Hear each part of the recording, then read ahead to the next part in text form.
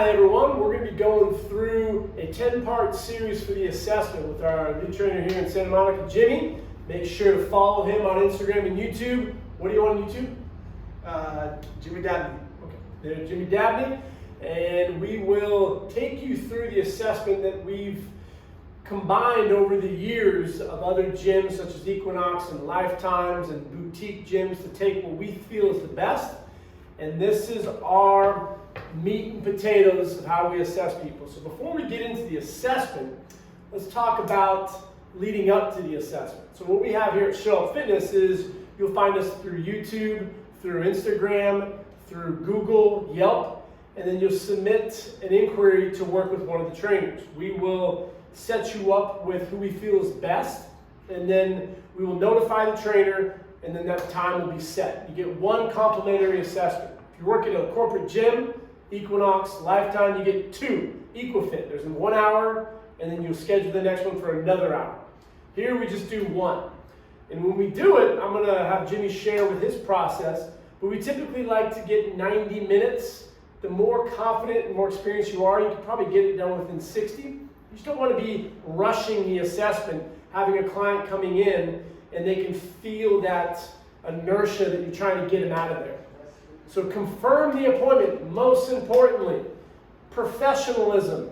Hello, Mr. and Mrs. Jones. If you want to use their first name, that's fine. I would prefer to be more professional than less professional. The other day I was talking with a physician and I called him Dr. last name. He said, thank you very much for the speedy response, which is important. You don't need to call me doctor. But I prefer to start with the high expectations and professionalism, confirm the time. So here in Santa Monica, we have 90-minute parking structures. We have a passcode into the facility. I talk very structured and professional when I communicate. Hello, Mr. and Mrs. Jones. My name is Chris. I'm the owner of Show Up Fitness. We're having you meet with Jimmy tomorrow at 2 o'clock. Make sure to bring a water bottle, towels, workout attire. 90-minute parking here. The passcode in the facility is this. If you have any questions, feel free to ask. Looking forward to meeting you tomorrow. The trainer will then reach out and set expectations. Nice to meet you, excited to help you with your goals. If they gave specific goals, we will talk about that at the time. And then when they come in, get here 30 minutes early. Smile, handshake, set expectations for the day. Check us out. Show them the gym. Let them know how long you've been here for, how long you've been a trainer. Have conversation. So I'm going to have Jimmy take over right from the buzzer where they get zoomed in, or not zoomed in, buzzed in, and they come in from the door and take us through how you set expectations. We'll go through some questions you like on here. Then we're going to go through some basic measurements, which will lead us up into the next video, and then you'll see what we do for the practical portion. So usually I'll talk with a client, like Chris said, after he sends the initial text, I'll reach out and let them know if they have any problems. I'll be here so they feel comfortable enough if they can't get the code to work, or if they aren't sure where to find the building. I can go out there and meet them. Most of the time they do find the place, so right when they walk in, I'm dropping whatever I'm doing. I'm walking up to them, letting them know that I'm Jimmy, and I'm going to be working with them and set the expectation of the session right off the bat. What I usually say is we're going to sit down for about half an hour, we're going to get to know each other. I'm going to ask you a few questions, and then bounce some questions off of me, just kind of learn about each other a little bit, and then we're going to go into an abbreviated workout where I'm just going to see how you move and be able to assess what your squat, push, pull hinge looks like and all that good stuff. So they know that it's not going to be an intense workout, and they know that we're going to kind of build a bond. So a lot of prospective clients are a little nervous about a tough workout. Are they ready? Are they going to be able to handle it? So I ease their mind right off the bat, and then we sit down and we have a questionnaire that I kind of take them through. Instead of having them kind of write their name and fill it out and then talk about it afterwards, I usually use that as a template to kind of start a conversation. It's more personal that way. It's a time saver. And a lot of these things can be a little redundant for them, so you can kind of morph it into one question. If there's like 10, 15 questions, you can put 2 or 3 together, and then it becomes a conversation. And then the rapport and trust starts to build. So usually my favorite ones, you'll go through all the medical stuff real quick, that can highlight anything that's going on that you have to take note of. Then when you get to the actual questions of their training, their lifestyle, and all that kind of stuff, I usually like a couple of major points. First thing is, what are your goals? What do you want to achieve? What's the point of you being here, right? I don't say it like that, but we just kind of chat about, why are you here? What do you want to do?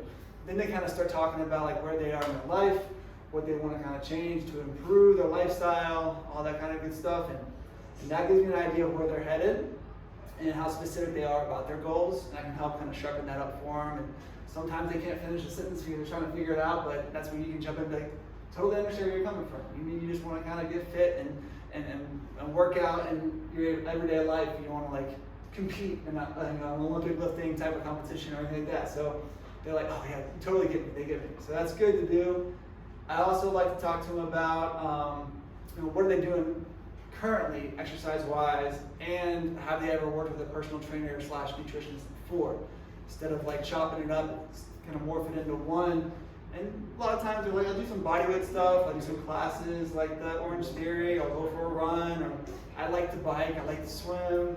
And then you can already start thinking, okay, so the program can be like 2 or 3 lifting sessions. You toss in a swim or a run or a jog or a hike.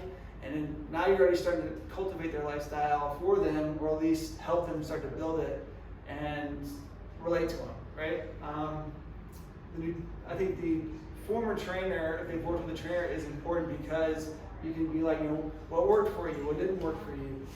What can I do to help create a setting that's going to help you thrive, right? Because I like to say, like, this is your safe zone. You can come in here and we don't have a clock in here, so I make a joke like time stands still. You can forget about everything that's outside, and we're just going to focus on you for an hour, and you can kind of like hit the reset button and then get on with your day. So that's another good one. And then everybody's crazy about nutrition. Right when they come off the bat, our name is Show Up Fitness here, so we want to show up consistently first. So I usually tell them the big 3 pillars with nutrition before we start getting your macros and all that good stuff is how's your sleep, how's your protein, and how's your water intake. And most of the time, all 3 of them are struggling, if not 2, and one of them is doing pretty good. So we start there, and that's going to reflect on their stress, that's going to reflect on their work life, and then they feel like they can open up to you, and that's where I kind of go from the question standpoint. Well, so he finds the ones that work for him. I've used a lot of the similar ones. I love talking about the trainers because it kind of gives me a little advantage because I like to clue my client on what we do and where we come from. The average trainer gets a certification, they study a textbook, they never have supervision, they don't really know what they're doing. I say it in a nice way because more times than not, in the back of my head, why aren't they still with that trainer? And so that client typically will, I told my trainer this, or they were terrible, or I got hurt, I was doing CrossFit style stuff. You get all that kind of baggage out. You let them know, we're not going to annihilate you. The most important workout you can do is the next one. And so I let them kind of debrief themselves and also learn about what they like. It's a big thing, because maybe they want the cheerleader. Maybe they want someone a little quiet. Jimmy has a client right now who's the CEO, and during sets, don't talk to him. He's doing work. And that's fine, I don't mind that. It can be a little different if you have a chatty catty and you go right into CEO Bill. But be a chameleon and respect the person on the other side of the table. And so you can have 20 questions in there. You can fill it out the night before if you wanted to. You can send it to them like in a PDF. But just choose a couple of them that you want to talk about. Don't sit here for an hour, because your clients do want to move. But you want to learn and you want to assess and ask questions, eliminating your red flags. And then we're going to go into go ahead and talk about it. So after that conversation, get to know you, they really like the breakdown of how it's all going to work, right? So it's like we have the different phases, the neuromuscular phase, the results phase, and the transformation phase, basically thinking like muscle endurance, mind-muscle connection. I always like to say, your brain talks to your muscles to move your bones, and they're like, oh, so that's how you move. They get it. And once you own that, ligaments and tendons are strengthening. Then you can move towards building the size of your muscles, with the hypertrophy and lowering the reps a little bit, increasing the weight. You start to get some more results. We track those results and share like a note on an iPhone or something. They can see it, they can track it. Transformation phase, we're hitting those heavy lifts, 3 to 5. And what really kind of helps them click is the first bit of the workout when we usually hit a heavy lift when they're first starting is going to be that, let's prep ourselves long term to be able to hit that heavy lift down the road. So we're going to do a lot of neuromuscular communication stuff to perfect that hinge, to perfect that push, to perfect that squat or push. And then when you're ready, we can do the 5 sets of 3 or we can do the 4 sets of 5, whatever it is. So this just really helps kind of break things down. So having something they can see and effectively communicating that to them is going to help them like the light bulb go off. Then after we eliminate red flags, sometimes we will do some of these resting measurements, sometimes we won't. That's on you. We're going to take you through them today so you can see. If you have a 28-year-old lawyer who's been doing triathlons and they're constantly active, you don't have to do this stuff. I like to think of it as taking consideration of the person on the other side of the table. Don't think about, first off, when it comes to sales, don't think about your bank account. Think about theirs, because they probably have a lot of zeros in there. It's going to help you ease into the sales aspect because so many trainers freak out about sales. So don't worry about what's going on in your bank account. But also, when it comes to this stuff right here, it's just more checkpoints. The average person bases their success off the scale. This is scale +1, scale +2, scale +3, scale +4, bench press, hinge, stairs, whatever. The more things that you track, when your client comes back after 6 weeks, 8 weeks, and they renew another package, and they want to hop on the scale, they say, I've been training with you for 2 months, I invested $3,000, and the scale hasn't moved. Yeah, those are the expectations we set in the beginning, because you said you're only training twice a week. I suggested 4, but also take a look at your blood pressure. When you started out, you were 135/85. Now you're at 128/80. They call it the silent killer for a reason, because inside, it may not be looking so hot. On the outside, you do look good. Body fat percentage, grip dynamometer, and measurements. We're going to go over these, but use them sparingly. If you have someone who's overweight to obese, you don't need to prove to them that they're overweight to obese. Let's do body fat, which you know is going to be morbidly obese. Let's do measurements. Why? What's your take on that? It's good to know, and I think that later on down the road, you're going to see the results, because it's not going to be like, okay, let's take a measurement, and a week from now, let's measure again. And a week from now, let's measure again. Let's track it, like you're like looking at the scale. It's like more like a month to 2 to 3 month type of thing, because it's an investment, right? It's an investment of your time to actually see the changes in your body fat percentage, the changes in your, the BMI, for me, don't think it's that valuable just because it's skewed as far as like your height and your size, so it's not going to tell you a whole lot. The measurements is good because, you can see if you're getting gains, and you can see if your chest is getting bigger, your arms are getting bigger, calves are getting better. I need a little work on that, like this guy, right? But yeah, definitely making sure that your blood pressure is solid, because that's, if they haven't been to the doctor in like 3 years or something like that, to be able to check that out, and if they need to go see him, then you can help spark that movement, spark that conversation with them and their doctor. The grip strength is fun because they can just kind of dig in and really squeeze as hard as they can. It's not like a crazy intense PR like exercise where they're doing like a 1 rep max, but it kind of feels like a 1 rep max to them because they're getting after it, and they can smile and have fun with it. And I honestly think that grip strength is probably one of the most important things out of all of this, because they're going to be using that in a lot of their lifts, and whatever's more distal from the body line needs to be solid in order to engage other areas of the body. So that's my kind of take on all That's this. great. We were just talking before this. Sarcopenia is the loss of muscle mass due to age. Dynapenia is the loss of power due to age.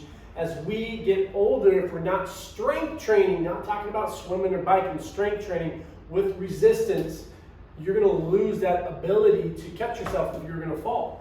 So this is actually a better indicator of living to 100 than a cardiorespiratory test, like the YMCA, Rockport, whatever you want to do. This is a better indicator, and as he said, it's fun. I use this one pretty much with everyone, personally.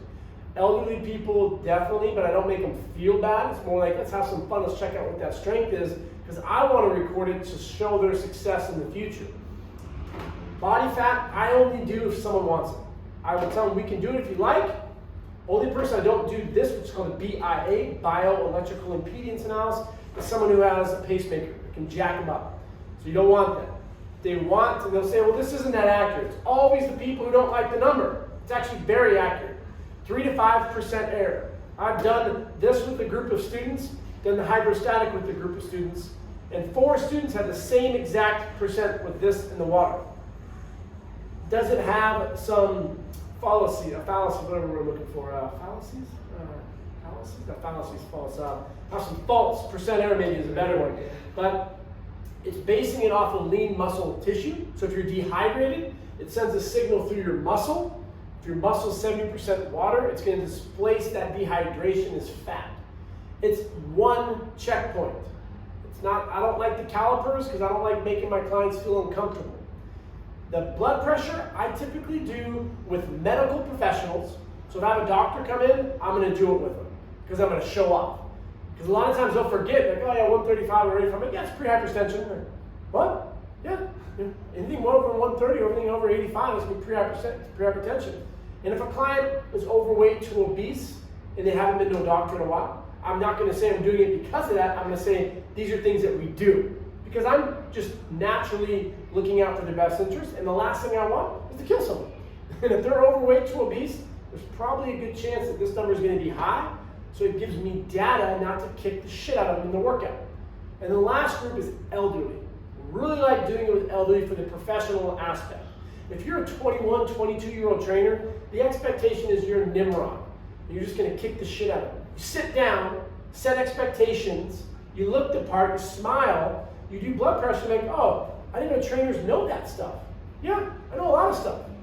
So this number, there's different ones. This is the one we're not going to really go through. This is a simple one. Put it across your arm. Don't talk. If the number's above 140 or 90, systolic, diastolic, just ask them when was the last time you were at the doctor.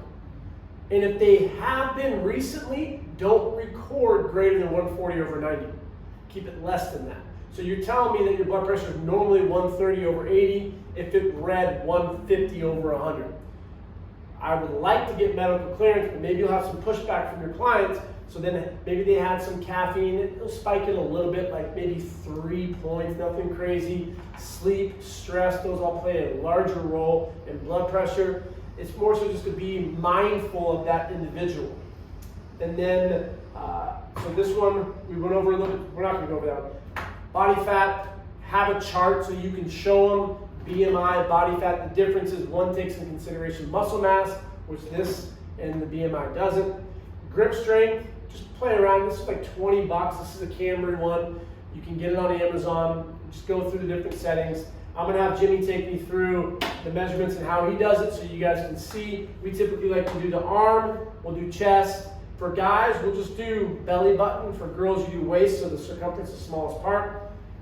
Hips, thigh. And then we'll talk you through some potentially uncomfortable situations. So, I think we'll be, let's just actually move this guy back like that.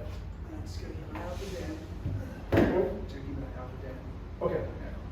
All right, so first we're going to do the bicep, and yeah, right side, usually we're going to try and get to that mountain peak, right? So we're going to do the first thing where you're just totally relaxing, so let's go arms straight, and then you just go around, looking like what, 14 inches, not flex. Now let's flex that guy. Woo! Now we're up to about 17. Larry's been working on those pythons, so it's always fun to do the not flex and flex just so they can see the difference between those two. Second one we're going to do is our chest, and what I like to do is make sure that, we're keeping our distance. So I'm never going to go in front of the client because they're going to feel a little awkward most of the time. So I'll usually have them hand this to me around under the chest, yep. And then on their back, you're going to aim. I usually do it in front of a mirror, so we're going to go like, yep, there we go. And then I'm going to bring it up here. I'm looking at about 42 inches on the chest. You guys are going to be writing this down, so you're going to track it. So over a 6-month period, you'll notice that change. Exactly. All right. Next one we're going to do his belly button. So we're going to do his waist. Let's grab. Again, I don't want to go in the front of him or her, so I'm just going to stay in the back area. He's looking at 32.5. Jot that down. And then we're gonna go for his quad, right? Let's do hips. You do hips first, okay. So same deal, stay in the back. Mostly dudes don't care about this, but just so you know, when you do work with a girl, you want to go to the side. All right, So just come over here. Yep, that way they're not touching the front or the back. And then we're gonna be about 40 inches right there. It's always funny when you do the waist with girls, just put it around and tell them you're doing waist, they will move it. They know exactly where it is. That's why I say belly button to dudes. Dudes don't really care. So just get that one if you want. Typically I don't do this one with guys. Girls like the hips. And then the last one is just going to be thigh. How do you do thigh? So same deal, I'm gonna go give them the measure tape. I'm gonna grab from the back, so they're gonna thread it through the legs. And I'm gonna stay on the side, right there. They can hold it if they feel more comfortable. Would you like to hold it? Be cool with me holding it. And then I'm gonna bring this around, and then just grab that measurement right there on the thigh.